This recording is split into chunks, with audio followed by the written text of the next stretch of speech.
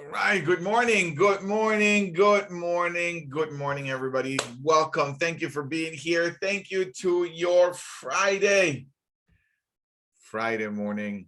Today is September 2nd. My goodness, it's already September. We're a few months away from Christmas gifts. Probably a few days away. So, Andrea. Oh my God, Andrea, you must be feeling special. We haven't done this to you in a long time. I finally get to say something here, so I can have Andrea be part of this. Andrea, do you know what's Forrest Gump's password? Password for his computer or phone? Yeah. Run?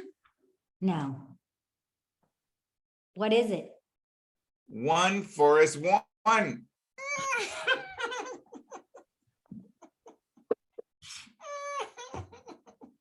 Bad.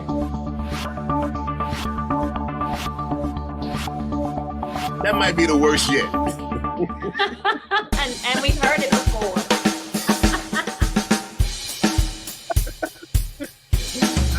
I never heard it, actually. Just wanted to say I've never heard it. All right, good morning, good morning, good morning, good morning. Thank you for being here. Thank you for opening the calendar. Thank you for moving things around. We know that the people who sign up at the Daily Huddle are people who have big lives, people who are up to something, and we appreciate you profoundly. We know it is not a small thing that you're here. And we also know that it is not a small thing you woke up this morning. Thank you, thank you. Thank you for being here. Today, we're going to have a phenomenal conversation. I'm really excited about the opportunity of this conversation. And we're going to have this conversation with an unbelievable master coach. I love Brigitta. It is an honor to have you, Brigitta, here. And the context of today's conversation is, do people equal their behavior? Do people equal their behavior? I can't wait to get us started. Now, before we do that, let's get us all primed and ready. Sorel, how are you, my friend? I am the way I say I am. And today I am elated, loving, and courageous. That's a great thing to create when you're speaking, Sorel. Thank you for creating that, Sorel. Tara, good morning. Great to see you, Tara. I love seeing you, Tara. Two questions for you. Where are you? And what time is it?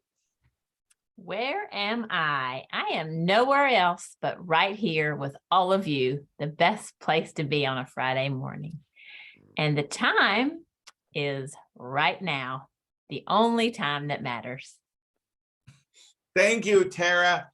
Stan the man, lovely to see you. Two questions for you. One thing you're grateful for, and who are you going to hug today? Well, I'm grateful actually to be here in life and see another day. Yeah, I'm grateful to do that. And I don't know which one, but I'm going to hug one of my neighbors today. Yeah, yes. I don't know which one. I haven't decided, but it's going to be a neighbor. To the right. Neighbor. The one to the right. Choose the right. Yeah, the one to the right. Yes. Oh, that's another story. That would be a challenge. Okay. Yes. Okay. Thank you, Stan. Thank you. Thank you. Brigitta, good morning. Thank you for being here. Good morning, Giovanni. Good morning, Sorel. Good morning, Daily Huddle family. It is a pleasure and an honor to be here with you guys. Now, at the Daily Huddle, Brigitta, you need no introduction because we all know you. We have learned from you. We have grown from you. We have had our breakthroughs with you. But I'm just going to say a little bit of a tip of the iceberg of your life. And then we're going to engage in this conversation. Brigitta is a powerful and engaging professional international speaker. Brigitta is also known as the fast-track female trainer and retired lead coach of one of the largest self-development companies in the world. As leading mentor, executive coach, and author, she has been invited to speak on stages around the world and train executives in the leading methodologies of powerful communication. Her degrees in marketing, communication, social pedagogy, and education science validate her expertise, logic, and knowledge, but it is her creativity, humanity, and passion which really makes her stand out and lead other credible, high quality leaders. I'm going to leave her contact information in the chat. You also find it on Facebook. Brigitta, thank you for being here. So this context, Brigitta, do people equal their behavior? Where does this come from for you? So it's one of the laws of success, the laws of NLP. And I have put the laws of success together. And when Sorel and I spoke, gosh, I can't even remember when it was, feels like 10 years ago, 5 years ago, just a few months ago, we said, well, let's every month, bring one of these laws to the daily huddle, right? And we've gone through some of the laws is, the mind is not, the map is not the territory, or your mindset equals your results, or the meaning of your communication is the response that you're getting, right? We've respecting the other person's model of the world, delete, distort, and generalize. All of those laws are the presuppositions that make up NLP. And what is NLP? NLP is the meta program of our communication. When we are not intent, we all communicate. If you can actually talk, or if you cannot talk, we still communicate. Because you cannot not communicate. That's another law of NLP. You cannot not communicate. We're always giving away information, maybe with our minimal cues, with our eyes, with the twitching of our cheeks or our lips. If you've ever watched poker, you know, there are some people that cannot keep a poker face, and they're giving away minimal cues with their eyes that they simply cannot control. Their subconscious minimal cues that they're giving away with their facial features. So they wear goggles, so they're not giving away these subconscious minimal cues. So we're always constantly communicating. And when we don't know the default of our communication, then we're just going to spit out stuff that we have learned ever since we were born, and we have been programmed to say or do or have because, you know, it was imprinted in our growing up through our parents, through the thought leaders around us, through religious leaders around us, teachers, family members, siblings, friends, TV programs. Hello, there's a reason why it's called a TV program.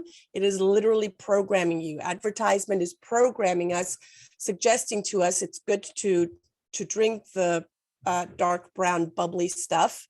And I don't know, I have my own opinion about that. This is not time for opinions here. So that is the underlying programming or structure of our communication, NLP, neuro-linguistic programming. Got it. So as I dive in a little bit in what I'm hearing in what you're saying, it's something I want to kind of open up a little bit in this context of do people equal their behavior? So there is this aspect for me to discover that there is my default communication. What am I always communicating? I love when you say we cannot not communicate. And so I'm more often than not, or maybe I'm really not present. What am I communicating at any moment? I'm always communicating something, so I'm not quite aware of that. And also there's my default of communication, and you're pointing to, or what I'm hearing you're saying is it has a lot to do with what I grew up with, or what has been programmed for me. And this self-discovery allows me, what I'm thinking that you are pointing to, and you correct me, is that allows me to have a better awareness of my default in communication. That would have been my next point. Absolutely. I'm going to say one more thing, and then you connect the dots for me. And so in creating that, then there is, well, are people their behavior? Do people are the, So are we not, how do we not be our behavior? How am I not my behavior? And, like, what are you thinking? I'm thinking a whole lot. So let's decipher this a little bit. I love this conversation. I get so much out of these Friday conversations with you guys. So you said something very important, and it's something that I also harped on yesterday. So I have big shout out to my class that is partially here through the Vibe in the classroom. I'm teaching a coaching certification class, and today's our last day. So I said, I'm going to be on the Daily Huddle this morning. You guys come on. There's always great learning. Yesterday, we actually went, because I'm certifying coaches that are going out and doing great. We're working with the International Coaching Federation, and we go through a whole lot of tools. And one of the tools that I gave the students yesterday was some Gestalt laws. So if you know something about therapy, there's also a methodology called Gestalt. Gestalt is a German word, and it means the whole building, the whole being. If you look at me, my Gestalt is not just what you're seeing: the hair, the glasses, the jacket, the necklace. It is what you're seeing and what the conscious mind is also not seeing. It is the voids that we're not really picking up, but they're still there. They're all part of who I am. Things that you see, things that you don't see, but you still pick up subconsciously. And one of the laws of Gestalt is when you are not conscious, or when you're unconscious, you are also unaware. That means if you are allowing to go by your default settings and you don't really know what your default settings are, then it's a hit or miss in trying to get the results in your life and in your business that you're trying to get, right? People have come to me, and I gave this example yesterday in class. They come to me and they say, Brigitta, teach me how to do that. And before I learned about NLP, I just looked at them like, do what? What am I doing? I don't know, because I was not aware of it. When we are not aware of how we're going about business and life, then we cannot intentionally recreate it and actually teach it to others and model it for others. I cannot have a great behavior and model it to my children and just say, blindly follow my model. If I don't know, what is it rooted in? What are my values? What do I stand for? What is my code of honor, right? All of that makes up my behavior, makes up who I am and what I stand for. I want to go back to the human communications model. And I know I bring this up like almost at every daily huddle that we do, right? We're taking information from an external event. We look at something that's happening outside, like you guys are watching me on Zoom right now. You see my hands, you see my glasses, you hear me talk. You are already creating some sort of feeling within you of, this is really good stuff. I want to lean in more. Brigitta's going to drop some nuggets here in a second. So that's the external event. Is this not working? I will show. Okay, so we're taking in information through our senses. We see, hear, feel, smell, taste. Now, we see here, you see me, you hear me, you definitely do not smell me, although I do smell really good this morning. You don't taste me. I probably taste salty. And that's a good thing, not a bad thing. And you are creating a feeling. You cannot physically feel me, hug me, but you can create a feeling around what I am saying. So you're taking in information through this, from this event. Now, as you're taking it in, I'm just going to stay here. You delete or distort or generalize information so you can make meaning of what I am talking about and how you feel about it. And the deletions, distortions, and generalizations are happening by default. They are happening depending on what kind of person you are. Some people are better at generalizing, like, I'm going to put this just in this big bucket because that's how I make sense of it. Or I'm going to delete some stuff because that's the way that I make sense of it. Or I'm going to distort some things because I'm finding a baseline so I can make sense of it. We all delete, distort, and generalize. We often have one default that we tend more towards to. I like to generalize things. And then we filter it through our memories, past experiences, our culture. We have a lot of intercultural folks here on the Daily Huddle, our values, our beliefs, which that gives us an internal representation of what's happening outward. We're internally making meaning of what's happening outward. So if you would be telling someone later on about our Daily Huddle today, it would be a representation of what you made it mean, not what was actually going on. You're not going to give word for word, verbatim, what I am saying and how I'm saying it. You're giving your internal representation. That internal representation has an impact on your mindset. Does that make you feel what I'm saying and what you're seeing and what you're feeling, make you feel empowered? And you're like, yeah, it's Friday. Let's go get it. Let's go, crack this thing and go into the weekend. I can't wait till it's Monday so I can implement that even more in my business. And out of that mindset, it's showing up in your body language, showing up in your physiology as your behavior. So what's going on the outside has actually nothing to do with what you made it mean and how it's showing up as your behavior. When you are aware and you can watch other people of how they are taking in information, what their mindset is around the information and how it's showing up in their body language, that gives you so much more detail about the person themselves and where they are in their frame of mind. So a person is not a bad person. Their behavior might not support them.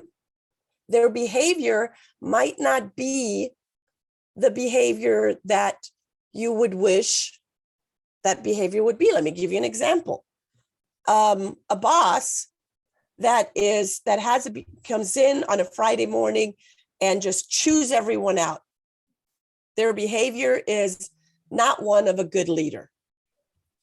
That does not make the boss a bad person, because we do not know what happened that morning.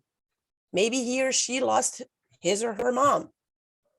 Maybe he or she had a really bad quarrel with their spouse. Maybe he or she had an accident on the way, but didn't tell anyone, is trying to keep face and trying to keep it all together. But those nuances are going to show up in behavior. And when we lean in and find out more and really care about, hey, boss, what's going on? When you have rapport with them, when you have a safe space with them, when you take the time, there's probably going to be an opportunity that they do open up. I'm just giving one example. You can take this example in any direction, with your kids, with your spouse, with a client, with fill in the blanks. But that's what that means. People are not their behavior. It is what you're seeing. It's the outer representation of what's going on inside. This is so profound. And I don't know how you managed to be this profound in 8 minutes. How deep can we get? This is really, really remarkable. This is something really profound. So I'm gonna try to recreate, or let me just give you back what I heard, and then and then the rest of you, if you have a question, if you have a comment, take advantage of having Brigitta here so that we can continue to creating this conversation with you. So go ahead and raise your hand if you have a comment or a question. So what I am getting from what I'm discovering in this conversation, as you're creating it is that there is a massive world of difference between my actions, if you will, my behavior, and my internal roller coaster, and my interpretation of what's going on out there. Like worlds of different. My interpretation of you right now truly has nothing really to do with you. There's some evidence I have for it, but it really is my world, my internal roller coaster, or my interpretation of you. But where am I getting my interpretation of you? I'm getting it from a lot of factors that are really outside of you. And so for me to say people are their behavior, it's so, what I'm hearing is so superficial that there is so much work to do for me to discover about myself, about others, about humanity. So that's what I'm getting from this conversation. I can give some compassion to this planet because people's behavior are really whacked right now. So thank you for creating this, Brigitta. If you have any comments, any questions, please feel free to raise your hand and continue this creation with us. Go ahead, continue this conversation with us. Go ahead, Stan. Brigitta, what I'm trying to make sense out of it too, and I think I am. So it's like, for the sake of the vegans on our call, right? You go in your garden and you get cabbage. That's the outside experience. But when you cook that cabbage, you add in all these different spices and ingredients too.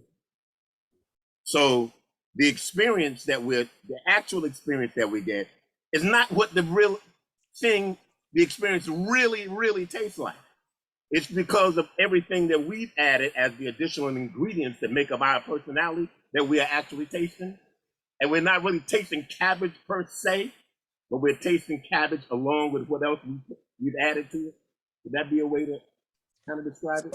First of all, pay attention. Stan is almost a unicorn, because the people that taking information olfactory and gustatory through taste and smell are 1%. My daughter is one. Stan is one, because his analogy is gustatory, and I love it. So I wanted to point that out. People will bring you little cues. Pay attention to them. And I love the cabbage analogy, Stan, because yes, I go in the garden and cabbage, grows as cabbage. When I make cabbage, I don't like cabbage. But when Stan makes cabbage, it's the same cabbage. But when Stan makes cabbage, I'm like, oh my gosh, how come I suddenly love cabbage? Because Stan put his own twist on cabbage. Absolutely. You spot on. Love the analogy of the cabbage. Thank you, Stan. Thank you.